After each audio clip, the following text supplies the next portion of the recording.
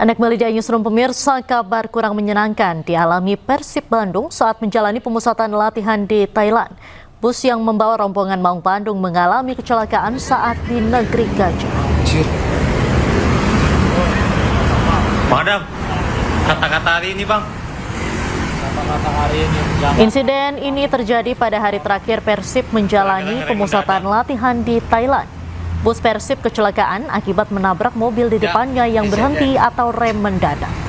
Sopir truk pun tidak bisa menghindar. Beruntung, baik staf ofisial hingga para pemain dalam kondisi baik-baik saja.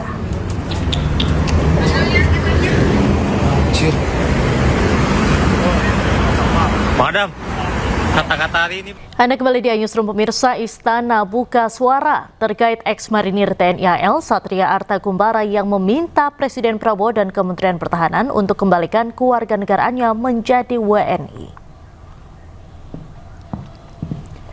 Menteri Sekretaris Negara Prasetyo Hadi mengungkapkan kini pemerintah Indonesia tengah mencari solusi terbaik bagi Satria yang telah menjadi tentara bayaran Rusia. Sejumlah kementerian dan lembaga telah melakukan koordinasi intensif yang melibatkan Kementerian Luar Negeri, Kementerian Imigrasi hingga Kementerian Hukum dan HAM. Prabowo Subianto, Bapak Wakil Presiden Republik. Kita cari jalan keluar yang terbaik. Sedang kita koordinasikan dengan seluruh jajaran baik Kemenlu, kemudian di Kementerian Imigrasi, kemudian juga di Kementerian Hukum, termasuk kami juga berkoordinasi dengan Panglima TNI dan Pemirsa, Satria Artakumbara, ex-marinir TNI AL yang kini menjadi tentara bayaran Rusia dalam perang melawan Ukraina, ternyata dikenal sebagai pribadi supel aktif bersosialisasi. Curhatan Satria di medsos membuat teman masa kecilnya kaget dan prihatin.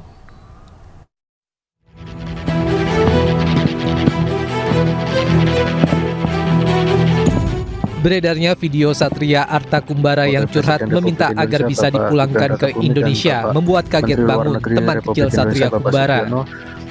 Pria yang sehari-hari berprofesi sebagai juru parkir di kawasan pertokoan di Ambarawa, Kabupaten Semarang, Jawa Tengah ini mengaku dekat dengan Satria karena selalu bersama sejak kecil.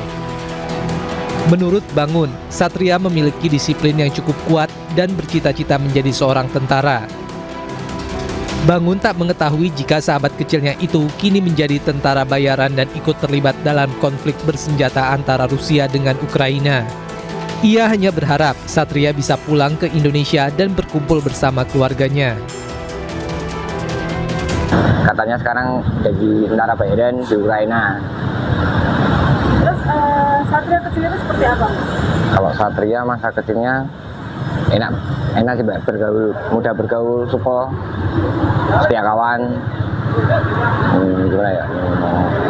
Kalau dia sendiri juga baik sih.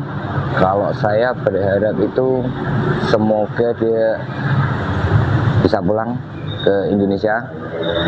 Entah setelah pulang itu mau apa, diapakan itu sama pihak sana. Yang penting dia bisa pulang ke Indonesia. Mohon izin Bapak Presiden Republik Indonesia, Bapak Prabowo Subianto, Bapak Wakil Presiden Satria Artakumbara merupakan mantan anggota Korps Marinir TNI AL dengan pangkat terakhir Serda. Satria tercatat melakukan desersi pada 13 Juni 2022 dan dipecat dari dinas militer pada 6 April 2023 melalui putusan pengadilan militer. Dari Kabupaten Semarang, Jawa Tengah, Lurisa Lulu, iNews melaporkan. Kita ke informasi lain pemirsa, usai divonis 3,5 tahun penjara, Hasto Kristianto masih menjadi Sekjen PDI Perjuangan. Pergantian Hasto merupakan hak prerogatif Ketua Umum dan disampaikan melalui Kongres.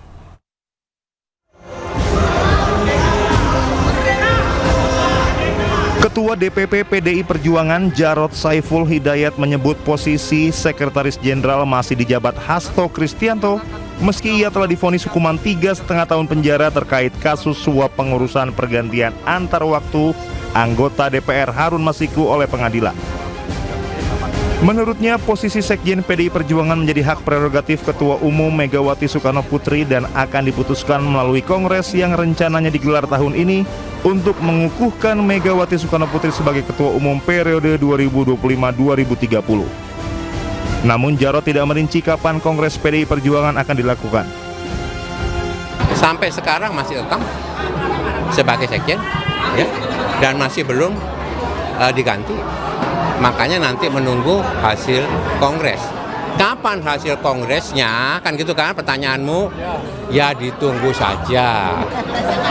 Yang penting itu tahun 2025 dan menurut anggaran dasar rumah tangga, jadwal kongres yang menentukan adalah ketua umum. Sebelumnya, Majelis Hakim Pengadilan Tipikor Jakarta menegaskan dalam memvonis Sekjen PDI Perjuangan Hasto Kristianto murni berpegang pada fakta persidangan.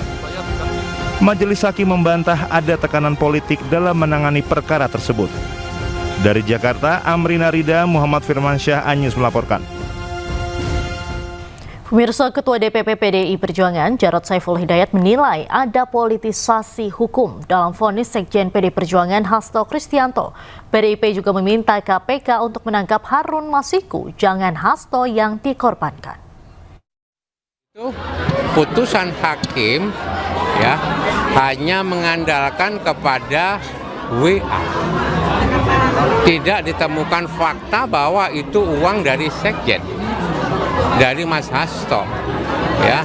Kalau mau fair betul, ya tangkaplah Harun Masiku. Jangan kemudian Mas Hasto dikorbankan. Nah, inilah praktek dari politisasi hukum. Selalu disampaikan oleh Bu Ketua Umum bahwa kita itu negara hukum, bukan negara kekuasaan. Maka janganlah jadikan kekuasaan itu untuk ya menghukum, mengkriminalisasi sosok-sosok atau orang-orang yang berbeda dengan penguasa. Lantas bagaimana peluang skuad Garuda Muda di laga final Piala AFF U23 2025 menghadapi Vietnam Selasa mendatang? Berikut cuplikan dialog antara rekan Arlista dengan mantan pelatih Timnas Indonesia, Coach Neil Maizar. Anda nih bagaimana nih melihat permainan Timnas U23 saat ini? Ya, kalau saya lihat pertandingan kemarin di semifinal melawan Thailand, itu Indonesia sebenarnya sangat luar biasa. Lebih menguasai pertandingan itu lebih kurang 70%, sampai di perpanjang waktu 2 kali 15 menit dan akhirnya kita menang adu penalti. Jadi ini suatu tim yang cukup punya prospek bagus 2-3 tahun ke depan untuk menggantikan seniornya. Mudah-mudahan besok kita melawan Vietnam di pertandingan final, kita akan membuat sejarah baru dan bisa menjadi juara dengan komposisi pemain yang sangat luar biasa. Ya asal jangan kita lengah aja. Bung Nel ini sepertinya sangat optimis begitu Indonesia bisa menang melawan Vietnam pada partai puncak nanti. Apa yang kira-kira dimiliki oleh tim kita dibandingkan tim lawan? Sebenarnya kita ini kan di dalam 3 pertandingan ya, melawan Brunei, melawan Filipina, dan melawan Malaysia ini, kita menguasai pertandingan sebenarnya. Okay. Ya. Di Brunei kita bisa cetak gol 3-0 dan di Filipina kita menang 1-0 dan kemarin di Malaysia kita bisa memenangkan pertandingan walaupun melalui penalti. Secara taktikal strategi saya pikir sudah bagus. Ini kekuatan kita. Jadi saya yakin ini keyakinan saya dengan melihat cara bermain kemarin kita bisa. Pemirsa, menjelang dimulainya Super League 2025-2026, Persija secara resmi meluncurkan skuad sekaligus jersey tanding terbaru. Acara bertajuk Jakarta Bersinergi digelar di Jakarta International Stadium Sabtu malam.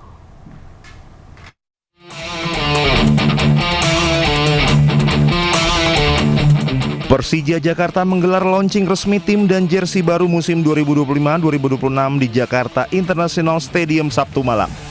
Macan Kemayoran memperkenalkan 3 varian jersey tanding untuk pemain dan 3 varian jersey khusus untuk kiper.